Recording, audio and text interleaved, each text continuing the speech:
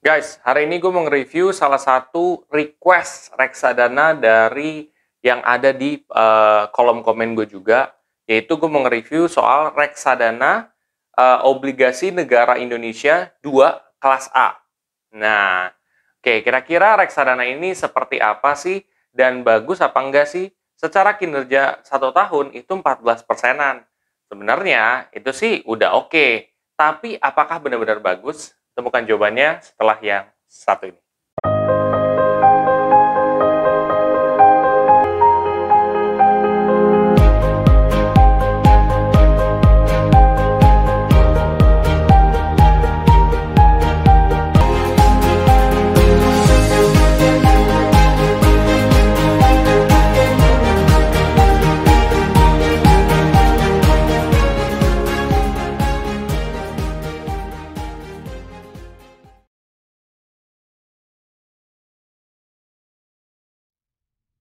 Balik lagi, kalau kita ngomongin soal bagus atau enggak, itu subjektif ya teman-teman ya. Bisa dari sudut pandang manapun yang kalian bisa angle lihat. Cuman biasanya ketika gue mereview reksadana, ada beberapa aspek yang gue lihat. Yang pertama, yang gue lihat itu dari segi reputasi.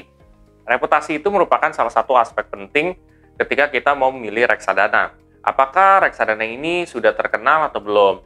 Semakin kalian mengenal reksadana ini, atau mungkin kalian pernah dengar namanya, nah berarti ini semakin oke. Kalau misalkan yang kalian dengar itu bagus ya. Nah, di sini kan untuk manajer investasinya adalah Manulife Asset Management kan, ya. Nah, kalau Manulife ini mungkin imajinasi kalian adalah, oh asuransi nih, gitu. Berarti namanya sebenarnya sudah ada di kepala kalian, gitu. Itu satu. Kedua, kalian juga harus lihat dari segi apalagi ya, misalkan apakah reksadana ini pernah dapat reputasi sebagai kinerja terbaik atau belum, itu bisa dijadikan satu masukan juga. Ketiga, itu kira-kira pernah ada masalah nggak sama OJK gitu. Kalian bisa cek di Google tuh, misalkan reksadana obligasi negara Indonesia 2 kelas A. Nah, lo bisa cek tuh di situ kira-kira pernah ada masalah nggak sama OJK, atau manajer investasinya sempat ada sesuatu nggak sama OJK gitu. Dalam arti ada kayak ditegur atau apa gitu. Jadi itu bisa sebagai reputasi juga tuh penilaian kalian ya. Dan sebenarnya reputasi itu bisa banyak aspek gitu loh. Intinya bahwa terkenal apa enggak dia gitu. Kalau semakin terkenal ya bisa menjadikan salah satu aspek kalian memilih reksadana ini. Yang pertama. Kedua, AUM ya. AUM itu adalah kepanjangan dari Asset Under Management. Gampangnya adalah dana kelolaan pada reksadana. Reksadana itu punya dana kelolaan yang beda-beda. Ada yang tinggi, dan ada yang rendah, dan ada yang sedang. Nah, untuk gue pribadi, biasanya gue kalau melihat reksadana itu AUM-nya tinggi, itu kalau sudah di atas dari 100 miliar. Nah, di sini AUM-nya itu dia sekitar 3,66 triliun. Menurut pendapat gue, ini sudah bagus ya. Sudah bagus banget, karena dia sudah melebihi dari 100 miliar, bahkan dia sudah melebihi dari 1 triliun ya. Di mana di sini udah 3 kali lipat, 3,66 triliun. Jadi artinya apa? Artinya bahwa tingkat kepercayaan masyarakat terhadap reksadana ini tuh sungguh tinggi gitu loh. Ngapain kalau misalkan mereka nggak percaya, mereka berani untuk naruh duit di situ gitu. Dan ini tuh ternyata udah sampai 3,66 triliun gitu kan. Berarti sudah banyak banget, entah banyak di investornya atau beberapa investor dia naruh dalam jumlah yang besar. Seperti itu. Itu dari segi aspek AUM. Lalu yang ketiga, biasanya yang gue lihat dari CAGR atau Compound Annual Growth Rate. Nah, mungkin kalian di aplikasi reksadana lain, ya, selain Bibit, itu bisa tulisannya kinerja masa lalu, ada yang tulisannya return, ya, macam-macam. Tapi intinya semua sama, ya.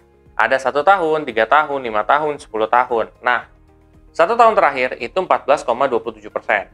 3 tahun, 22,50%. 5 tahun, 44,77%. Nah, di sini yang bisa kita tangkap adalah bahwa sebenarnya kalau lu invest ya reksadana pendapatan tetap atau reksadana obligasi seperti ini, itu cocoknya itu 3 tahunan atau 5 tahun gitu loh.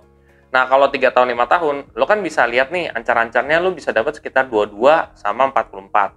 Memang reksadana itu tuh dia tidak fixed rate ya. Artinya bukan berarti bakal lu dapat 22%. Bisa jadi lebih, bisa jadi kurang gitu kan. Tapi again lu bisa jadi acuan aja, oh berarti kira-kira segini nih, gitu loh. Seperti itu. Dan kalau misalkan 1 tahun terakhir 14,27%. Gue nggak tahu ya kalau misalkan di tahun depan bakal jadi seperti apa. Tapi yang perlu gue ingetin ke kalian adalah reksadana obligasi atau pendapatan tetap itu biasanya kisaran kalau di keadaan normal itu 8%. Itu udah bagus banget. Nah, di sini udah 14 berarti itu udah oke banget. Mungkin karena di sini kan pandemi ya. Jadi kayak ya udah gitu reksadanya lebih naik daripada umumnya seperti itu. Tapi again, baiknya kalau misalkan milih reksadana pendapatan tetap tuh 3-5 tahun gitu. Untuk menghindari volatilitas yang terlalu kencang gitu. Walaupun dia bukan reksadana saham, tapi volatilitasnya itu udah lumayan gitu kan. Seperti itu. Itu dari segi CAGR. Lalu kalau misalkan kalian lihat daripada expense ratio. Jadi expense ratio itu aspek penilaian lain yang gue lihat juga, yaitu kira-kira sebenarnya biaya untuk pengelolaan reksadana ini gede apa enggak sih? Jatuhnya kayak sebuah biaya yang dikeluarkan manajer investasi untuk mengelola satu reksadana. Semakin kecil, semakin baik gitu kan. Nah, expense ratio tuh banyak macam lah. Lu ada yang, kalau misalkan di aplikasi lain mungkin nggak tulisan expense ratio. Ada yang management fee, ada yang apa gitu. Tapi kalau expense ratio, ini kan the whole cost. Artinya tuh semuanya gitu loh, biaya-biaya semuanya. Nah, seperti itu. Di sini adalah 2,09%. Ya, kalau 2,09% sih oke-oke aja gitu. Menurut pendapat gue oke-oke aja. Kayak gitu. Dan kalau expense ratio bagi gue nggak terlalu yang ngaruh-ngaruh banget sih kalau gue ya gitu. Karena personally ya seperti yang gue biasa bilang gitu. Bahwa ada juga yang expense ratio-nya itu ternyata dia tinggi, tapi hasil yang kita dapat bisa jadi lebih gede gitu. Jadi kalau menurut gue kalau kayak begitu ya kenapa kalian takut, kenapa kalian nggak mau gitu. Itu seperti itu sih. Tapi mungkin kalau kalian yang punya satu pemahaman bahwa kayaknya expense ratio yang bagus ada yang kecil, ya silahkan gitu. Tapi kan nggak mungkin juga lo ngelihat semua data, ternyata semuanya perfect gitu loh. Nggak mungkin, pasti ada yang kayak, oke lah gitu. Seperti itu. Expense ratio. Lalu aspek lain yang gue lihat adalah dari minimal pembelian guys. Jadi kalau minimal pembelian itu jatuhnya kayak gue nih, gue mampunya nyisihin berapa nih? Kalau di sini kan minimal pembelian tuh 10.000 gitu loh. Ini udah cukup affordable banget gitu. Karena kalau misalkan reksadana tuh rata-rata 100.000, ada juga yang 1 juta, 5 juta, 10 juta ada gitu ya. Tergantung dari isi juga, tergantung dari manajer investasi. Jadi kalau misalkan lo nanya, kenapa dia bisa gini, kenapa bisa gini, lo tanyain sama manajer investasinya, karena gue nggak tahu, mereka pasti punya perhitungan yang lebih detail lagi seperti itu. Itu dari segi minimal pembelian. Lalu untuk bank penampungnya ini adalah Standard Chartered ya. Standard Chartered itu merupakan bank terkenal juga ya. Cuman yang gue pengen tekanin di bank penampung ini biasanya gue ngelihat kalau misalkan bank penampungnya itu sama dengan bank yang gue pakai sekarang, berarti gue tidak kena biaya transfer tuh 3,5 maupun 6,5. Tapi kalau misalkan gue mau beli reksadana ternyata beda sama Standard Chartered ini, ya bank gue ya, katakan gue banknya BCA, ya berarti gue kena 3,5 atau 6,5, seperti itu. But again guys, cara lo untuk menghindari cost-cost seperti ini adalah lo invest dalam long term. Ketika lo invest long term, paling kurang 3,5 atau 6,5 ya, nggak terlalu matters gitu.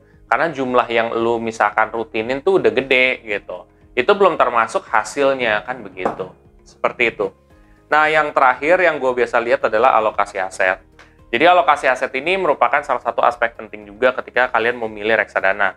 Ya, kalau gue sendiri kan gue ngeliat nih, pasar uang 17,64% datanya. Obligasi pemerintah 82,6%. Oh, berarti alokasi asetnya tuh ke obligasi pemerintah. Kalau obligasi pemerintah itu biasanya yang gue tahu ya, itu cenderung lebih safe. Memang secara return obligasi korporat itu lebih bagus ya. Tapi obligasi pemerintah dia returnnya oke, terus juga secara keamanan itu jauh lebih aman dibandingkan obligasi korporat gitu loh. Karena kalau misalkan pemerintah kan kuat banget di backup sama pemerintah. Kalau misalkan korporasi ya udah backupnya korporasi. Seberapa kuat sih korporasi kan begitu. Tapi ya itu dia. Kalau kita ngomongin soal obligasi bakal panjang banget sih. Kalau obligasi korporat itu kan walaupun dia sedikit lebih risky, tapi kompensasinya adalah kemungkinan returnnya tuh bisa lebih besar. Seperti itu guys. Itu sih paling yang gue bisa ungkapin hari ini. Jadi gue tuh pengen disclaimer dulu tuh, bahwa data yang gue gunakan berdasarkan gue bikin video hari ini gitu. Bisa jadi ke depan hari berbeda, tapi kalian bisa ngambil cara gue menganalisa suatu reksadana, karena ini tuh udah gampang banget Pak. Kalau lu misalkan nih, lu tinggal replika aja, oh AUM begini, oh expense ratio begini, CAGR begini, jadinya lu bisa sendiri. Dan poin gue bikin review reksadana ini adalah supaya teman-teman bisa ngelakuin sendiri gitu loh, karena ya jadinya kalian bisa cerdas, bisa lebih pintar daripada gue juga gitu loh. Dan kalian bisa lebih ahli. Dan reksadana ini menurut pendapat gue, lu tuh tidak perlu harusnya mikir serumit saham gitu. Lu sampai mikirin inilah, itulah, harus pikirin ini, nggak usah gitu loh. Menurut pendapat gue, lu mikirin dari data analisa seperti ini aja gitu loh. Mungkin ada tambah-tambahan sedikit, tapi nggak usah yang terlalu kayak ribet gitu loh. Gitu. Menurut gue kan kayak misalkan ada yang ngelihat dari aspek ini, aspek itu, nggak salah sih sebenarnya, tapi bagi gue poinnya reksadana adalah passive investing, dan fokusnya adalah ya rutin aja dan lu analisa di awal gitu. Semua pekerjaan yang susah-susah itu tuh manajer investasi lah yang ngurus kayak gitu sih. Dan perlu diingat, investasi itu tuh pasti mengandung resiko ya. Resikonya banyak, kalian bisa lihat di live gue juga. Oke? Kalau misalkan kalian baru pertama kali ya, atau mau pertama kali invest, kalian bisa tuh pakai kode referral gue di Bibit. Nah, nanti kalian bisa dapat cashback reksadana ya berupa 25.000. Lumayan banget kan ketika kalian awal mulai, kalian udah dapat cashback. Oke semuanya, kalau kalian merasa video ini sangat bermanfaat, kalian bisa share aja ke teman-teman kalian yang lain. Dan jangan lupa untuk subscribe, like, dan komen di video gue. Sampai jumpa di video gue selanjutnya. Terima kasih.